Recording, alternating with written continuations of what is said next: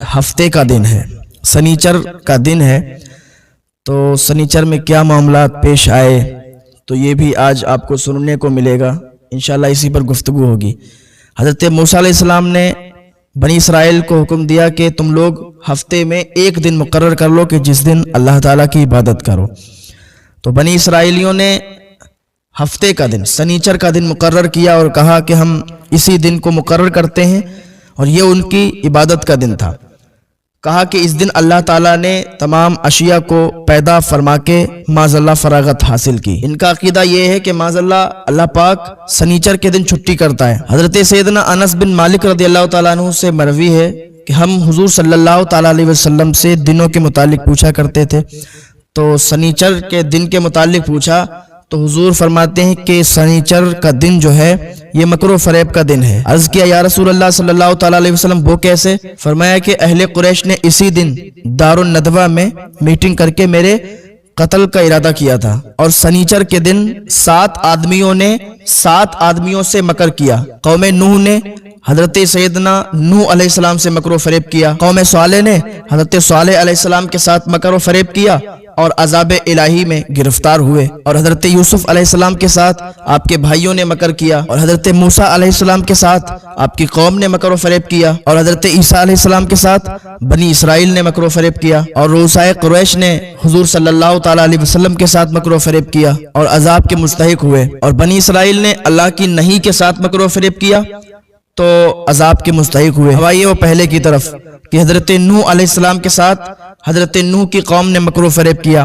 حضرت نوح 900 سال تک دعوت دیتے رہے، ایمان کی اللہ کی طرف بلاتے رہے، چند لوگ آئے اور باقیوں نے آپ کا مذاق اڑایا، تو پھر اللہ کا حکم ہوا کہ نوح اب یہ لوگ ایمان لانے والے نہیں ہیں، اب یہ تمہاری بات ماننے والے نہیں ہیں، اب نوح ایسا کرو کہ کشتی تیار کرو، اب عذاب آنے والا ہے، بارش آنے والی ہے، سیلاب آنے والا ہے۔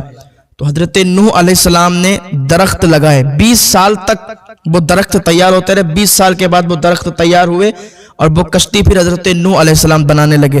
جنگل ایریا تھا، جنگل میں کشتی بنا رہے تھے، تو جب آپ کی قوم ادھر سے گزرتی تو کہتی نوح یہ کیا تیار کر رہے ہو؟ حضرت نوح کہتے یہ پانی پر چلنے والی سواری تیار کر رہے ہیں۔ تو وہ لوگ مذاق اڑاتے تھے حضرت نوح کا کہ یہاں تو کوئی پانی نہیں ہے اور آپ کشتی تیار کر رہے ہو۔ یہاں تک کہ حضرت نوح نے کشتی تیار کی تو انہوں نے کشتی کے اندر گندگی کرنا شروع کر دی، گندگی کرنا شروع کی، تو اللہ تعالیٰ نے انہی کے ذریعے سے وہ کشتی کو صاف کروایا۔ پتہ کیسے؟ جب ان لوگوں نے گندگی کرنا شروع کی، نوح کو پریشان کرنا شروع کیا، تو جب وہ کشتی گندگی سے بھر گئی تو ان میں اللہ نے کوڑھ کی بیماری ڈالی، وہ سب کوڑھ کی بیماری میں مبتلا ہو گئے۔ تو ادھر سے ایک گزر رہا تھا حضرت نوح علیہ السلام کی قوم کا ایک شخص ادھر سے گزرا، وہ دھوکے سے کشتی میں گر گیا، اور جہاں پر گرا تو جو کوڑھ کی بیماری اسے لگی ہوئی تھی نا، جتنی جگہ پر گندگی لگی اتنی جگہ کی اس کی بیماری ختم ہو گئی۔ پھر اس نے گندگی کو اٹھا کے اپنے جسم پر ملا تو وہ بھی اس کی بیماری ختم ہوئی۔ تو اس نے جا کے بستی میں بتایا کہ وہ گندگی لگانے سے کوڑھ کی بیماری ختم ہو رہی ہے۔ تو جو لوگ تھے بستی کے بھاگتے ہوئے آئے، کیونکہ انہوں نے ہی کشتی میں گندگی کی تھی، تو اللہ پاک نے انہی کے ذریعے سے ہی کشتی صاف کروا دی، یہاں تک کہ انہوں نے کھرچ لی کشتی، اور کشتی بالکل صاف ہو گئی۔ پھر اللہ کا عذاب آیا، اور اللہ کے عذاب نے قوم نوح کو پکڑا، سیلاب میں سب تباہ ہو گیا۔ کشتی میں 3 طبقے تھے، تینوں طبقوں میں ایک میں جانور تھے، چرند پرند، ایک میں انسان۔ تو کشتی کو حضرت نوح علیہ السلام لے کے نکلے۔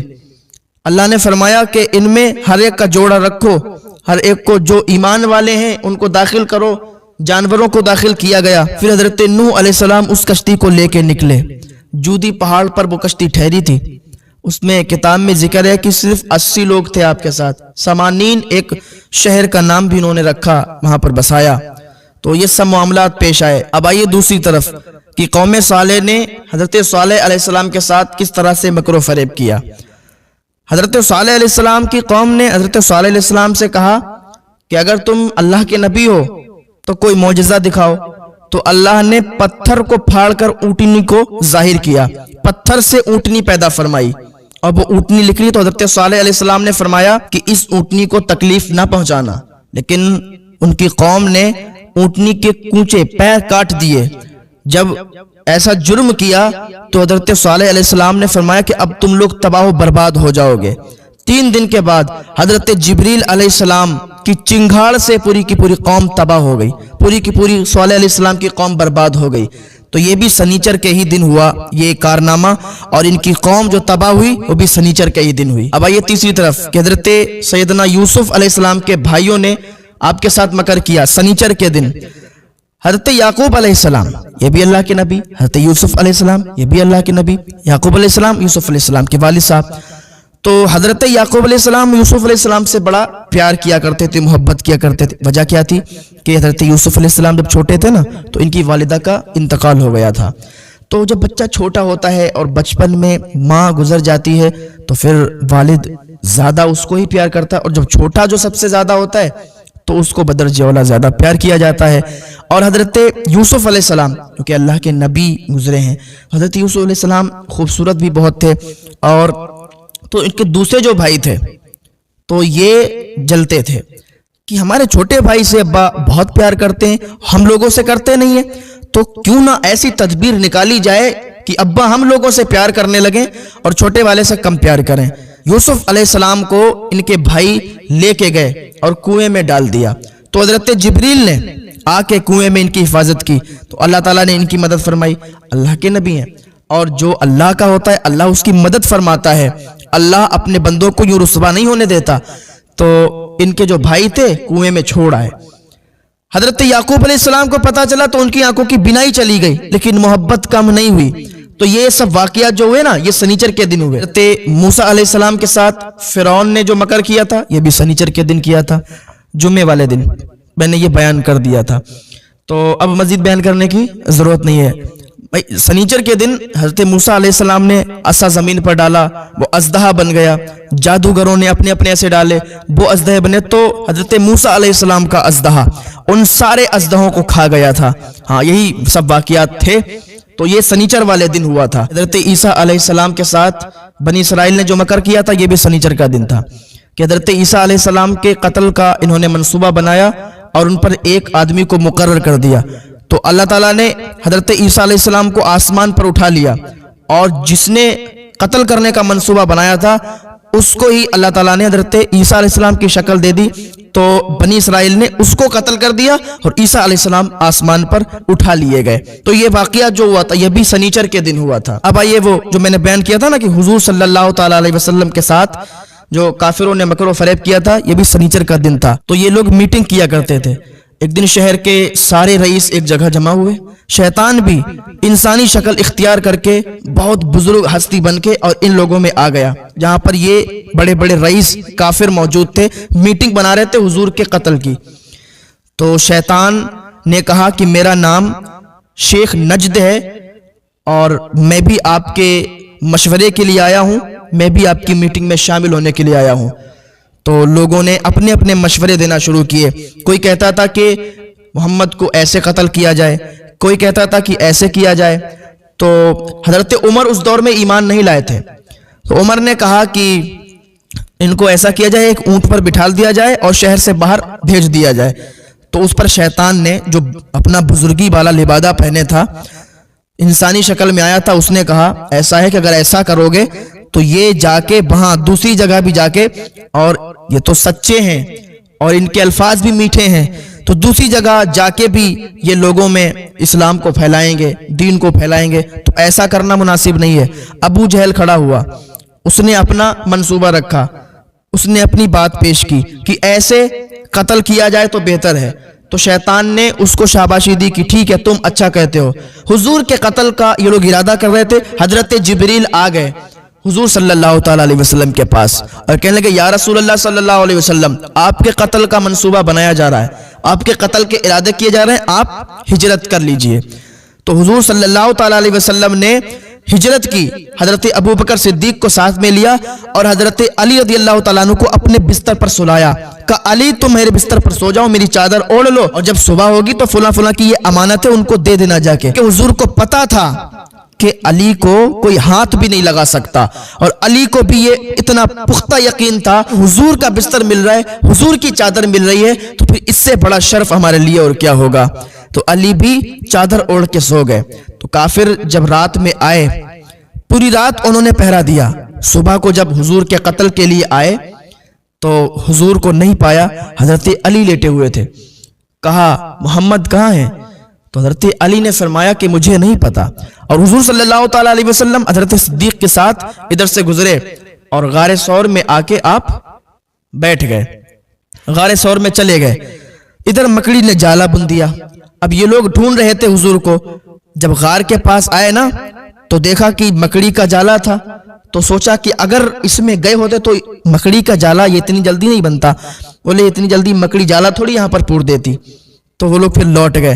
تو یہ معاملہ تھا، حضور کو قتل کرنے کی سازش سنیچر کے دن کفار نے کی، یہ بھی سنیچر کے دن معاملات ہوئے۔ اب آئیے، میں نے بیان کیا تھا کہ یہود نے اللہ تعالیٰ کی نہیں کے ساتھ مکر و فریب کیا، اور جو اللہ کے ساتھ بغاوت کرتا ہے، مکر و فریب کرتا ہے، تو اللہ اسے تباہ و برباد کر دیتا ہے۔ اللہ نے حکم دیا تھا کہ سنیچر کے دن تم لوگ مچھلی کا شکار مت کرنا۔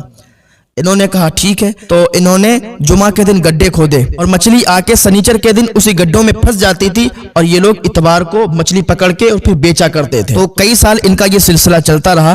جب حضرت داؤد علیہ السلام کا زمانہ آیا تو حضرت داؤد علیہ السلام نے انہیں روکا، منع فرمایا کہ تمہارا شکار یہ ہفتے کے ہی دن ہو جاتا ہے، حالانکہ جو مچھلی آتی ہے گڈھے میں پھنستی ہے تو یہ تمہارا شکار ہو گیا، اور اللہ پاک نے سنیچر کے دن تمہیں منع فرمایا ہے، تو تم باز آ جاؤ ورنہ اللہ کا عذاب تمہیں پکڑ لے گا۔ یہ باز نہیں آئے، ان میں بھی گروہ بنے تھے۔